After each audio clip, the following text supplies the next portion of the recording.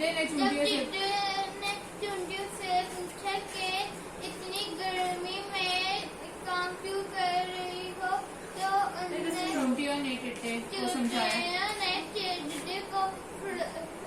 समझाया कि सर्दियों में खाना जमा करना मुश्किल हो जाता है, इसलिए खाना सर्दियों से पहले इसीलिए हम खाना जमा कर लेते हैं। टिड्डे ने क्या कहा? टिड्डे ने कहा मुझसे तो गर्मी में काम नहीं हो सकता। जब सर्दी आई, अब पहले सुनो मैं क्या कह रही हूँ। जब सर्दी आई तो टिड्डे को कहीं से भी खाना ना मिला, तो उसको चुंटियों की याद आई और वो चुंटियों के घर गया और उनसे खाना मांगा। चलो, जब सर्दी आई तो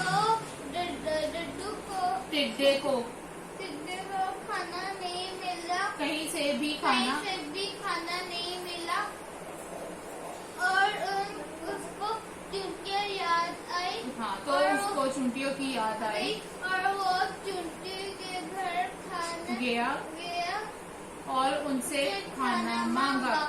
चुंटियों के पास काफी खाना था। उन्होंने टिड्डे को खाना खिलाया। टिड्डे ने चुंटियों का शुक्रिया अदा किया। और कहा तुम सब बहुत समझदार हो। मैं भी आइंदा मेहनत कर खाऊंगा। चलो, कहाँ से को याद कर लिया हुआ था? मुझसे तो गर्मी में काम नहीं होता। हाँ। चलो लिखो, अनाज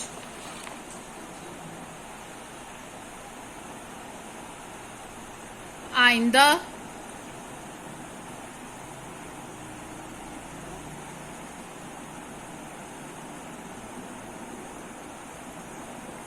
रहेगा। जल्दी जल्दी करो ना। आइंदा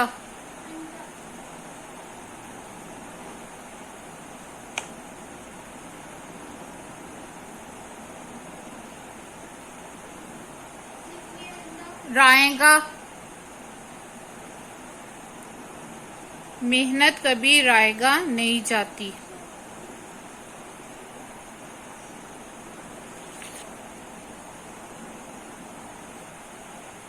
समझदार।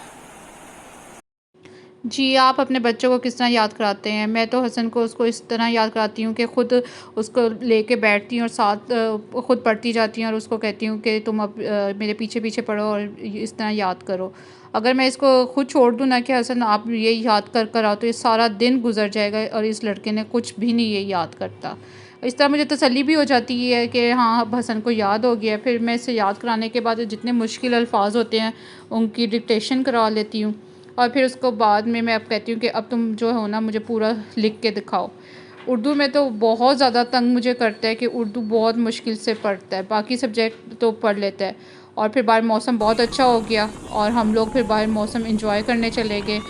इस टाइम तो वैसे ज़्यादातर मैं वॉक करने ही जाती हूँ, लेकिन वो इतनी गर्मी पड़ रही थी ना, तो इतनी गर्मी के बाद इस तरह का मौसम बहुत बहुत सुकून मिला।